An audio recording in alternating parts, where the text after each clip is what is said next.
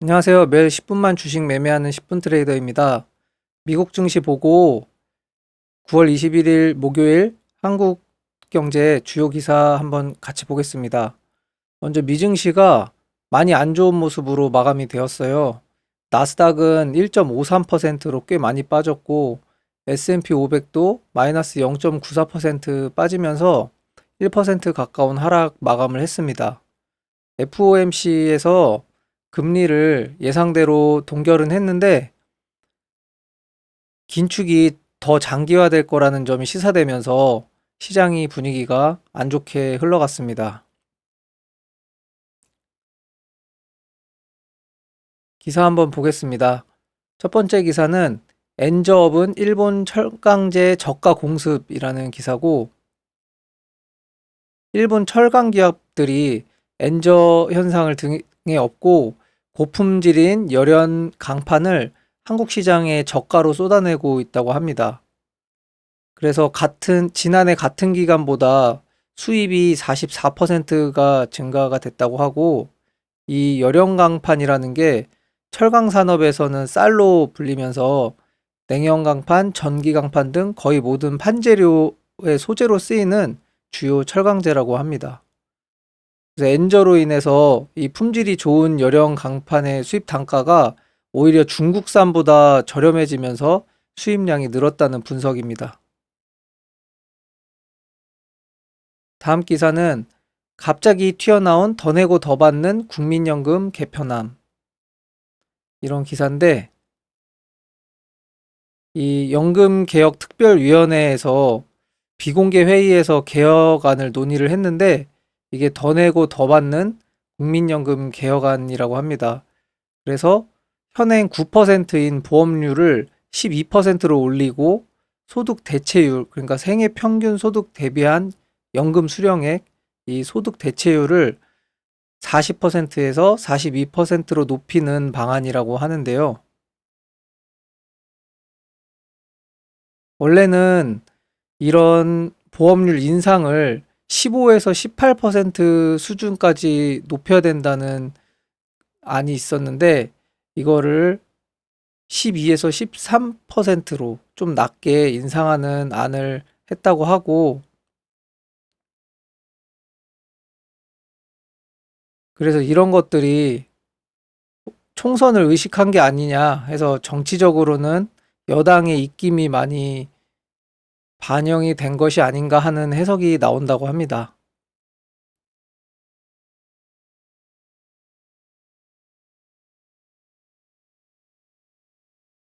다음 기사는 윤석열 대통령이 무탄소 에너지 확산 한국이 주도한다, 이런 기사인데요.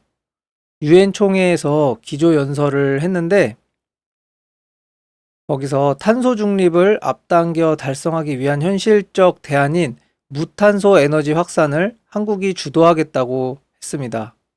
이 무탄소 에너지라는 게 원래 이 아리백이라고 하는 운동이, 그게 2050년까지 사용 전력의 100%를 신재생 에너지로만 충당하자는 건데, 그것은 효율이 너무 낮다는 의견으로 원전이나 수소 등 고효율 무탄소 에너지를 활용을 해야 탄소 중립을 앞당길 수 있다는 의도로 얘기를 했다고 합니다. 그러면서 세계가 누구나 참여할 수 있는 오픈 플랫폼인 무탄소 연합이라는 것을 우리나라에서 결성을 해가지고 세계적으로 참여를 시키겠다는 말을 했습니다. 다음 기사는 과일 다 썩어서 팔 게 없다.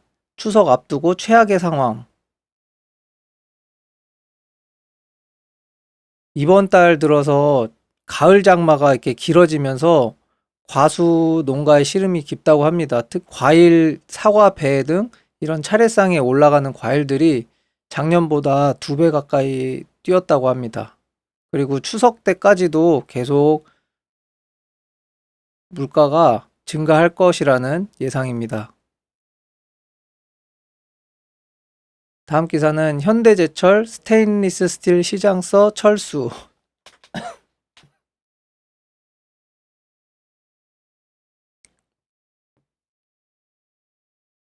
현대제철이 스테인리스 스틸 시장에서 철수를 한다고 하는데요. 공장도 많이 노후화되었고 중국산 저가 제품 공습이 이어지면서 아예 시장에서 철수하기로 결정을 했다고 합니다.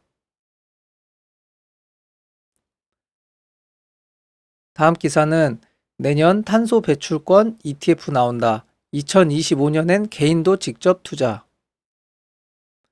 내년부터 탄소 배출권을 국내 시장에서 투자할 수 있는 ETF가 시장에 나온다고 하는데, 그리고 또 기업의 탄소 배출권 2월 규제도 연말부터 완화를 시킨다고 합니다. 이 탄소 배출권 국내 시장이 거래량이 엄청 적고 가격 변동성이 주식 시장의 4배를 넘을 정도로 커서 가격 형성에 한계를 보이고 있다는 지적이 나와서 이런 배출권 거래법을 개정을 해서 금융회사가 탄소 배출권 위탁 거래를 허용하게 해서 이 중개 업무를 볼 수 있게 한다고 합니다. 그래서 내년부터 국내 탄소 배출권과 연계한 ETF와 상장 지수증권 ETN 출시를 허용하기로 하고, 이렇게 되면 개인 투자자도 쉽게 배출권에 투자할 수 있는 길이 열리는 것이고, 2025년부터는 개인 투자자가 탄소 배출권을 직접 투자하는 것도 허용할 예정이라고 합니다. 또 배출권을 2월하는 규제도 완화를 하기로 했는데, 현재는 순매도량의 1배인데 이를 3배까지 늘리기로 했다고 합니다. 이게 무슨 말이냐면은 탄소 배출권을 100톤을 어떤 기업이 보유하고 있어서 탄소 배출을 감축을 하려고 노력을 해서 50톤만 배출했다고 하면 이 남은 50톤을 시장에 갖다 팔 수가 있는데, 이 중에 10톤을 시장에 팔았다고 하면 2월 할 수 있는 배출권이 10톤밖에 안 된다고 합니다. 그러니까 판 만큼 2월을 할 수가 있는데, 그래서 남은 30톤이 2월이 되지 않기 때문에 어쩔 수 없이 시장에 팔 수밖에 없는 상황이 되는데, 이게 적용이 되면은 기업은 이런 남은 30톤을 시장에 팔지 않고 다음 해로 넘길 수가 있게 된 것이라고 합니다. 그래서 최근에 경기가 안 좋고 경기가 안 좋고 하니까 공장도 안 돌아가고 이러면서 배출권 수요가 엄청 줄어들다 보니까 이런 배출권이 많이 남게 돼서 시장에 내다 팔면서 배출권 가격이 많이 급락을 했다고 합니다. 다음 기사입니다. 리튬 정복해야 전기차 승자, 테슬라, 도요타도 광산으로 달려간다.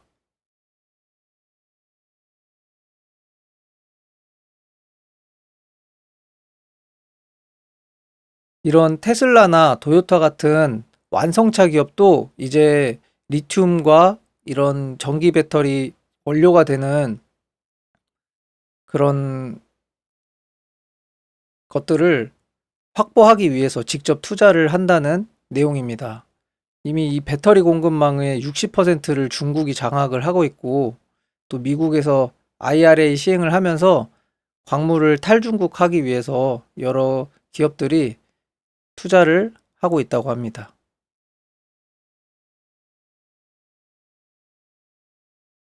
다음 기사는 니켈, 리튬 가격 2, 3년 뒤 다시 뛸 것이라는 기사고,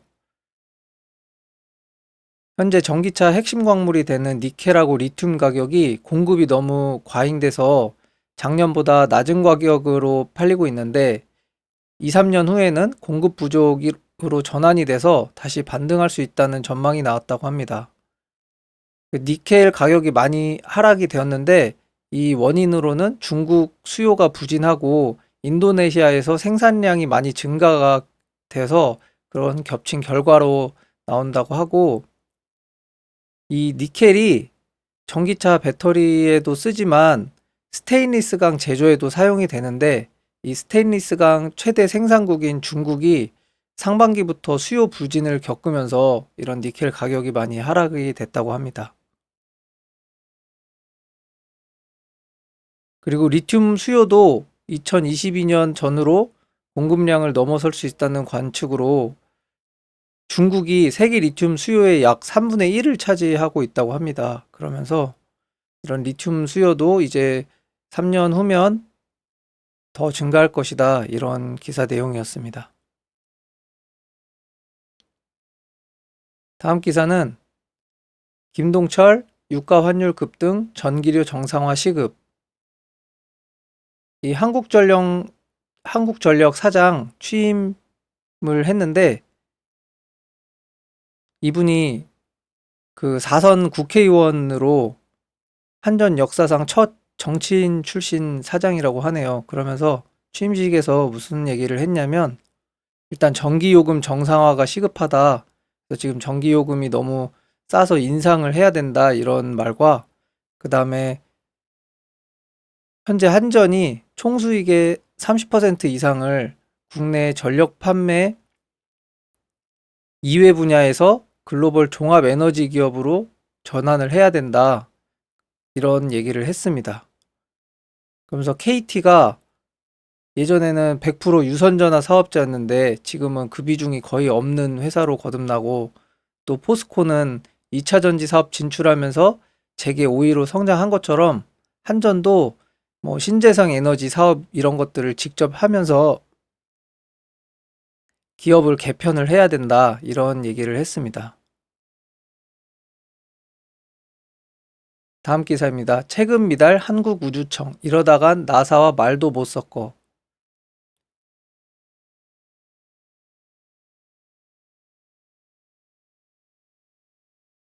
우주청을 만드는 것에 대해서 이게 차관급으로 두자는 방안에 여야가 합의를 했는데 우주업계가 강조하고 있는 국방이나 외교 업무를 포함할지 논의가 안 되고 있어서 반쪽 우주청이 될 가능성이 커졌다고 합니다.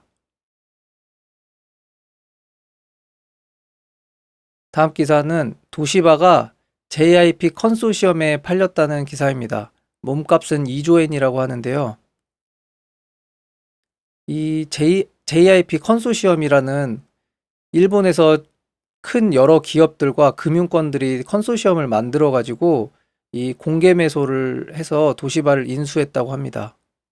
그래서 정부의 입김이 많이 작용했다는 분석이 나오고 있는데 이 도시바를 해외 자본에 팔지 않기 위해서 그랬다고 하는 이야기이고 도시바가 양자 컴퓨터 시대의 필수 기술인 양자 암호 관련 특허도 세계에서 가장 많이 보유하고 있다고 합니다.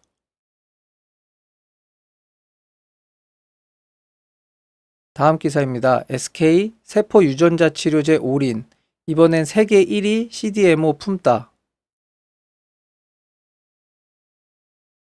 SK에서 의약품 위탁 개발 생산하는 자회사 CDMO 자회사인 SK팜테코가 단일 생산 시설 규모로는 세계 1위인 세포 유전자 치료제 이걸 CGT라고 하더라고요. 그래서 세포 유전자 치료제 CDMO 업체인 미국 CBM을 인수했다고 합니다. 이걸 인수하면서 글로벌 5위의 합성의약품 CDMO 업체가 되었다고 하고 선두급인 CGT CDMO 업체로서도 선두급 입지를 다지게 되었다는 분석입니다. 다음 기사는 삼성 TSMC 보고 있나 인텔 1.8 나노 반도체 양산기술 공개.